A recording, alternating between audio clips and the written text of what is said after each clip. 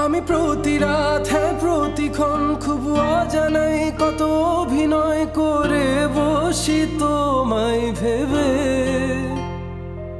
আমার অযথা সব লেখা গান সব শুনে মন করে উচ্চাতন, তুমি বোঝনি কেন আমাকে? তুমি বুঝনি আমি বলিনি, তুমি স্বপ্নতে কেন আসনি? আমার অভিমান তোমাকে নিয়ে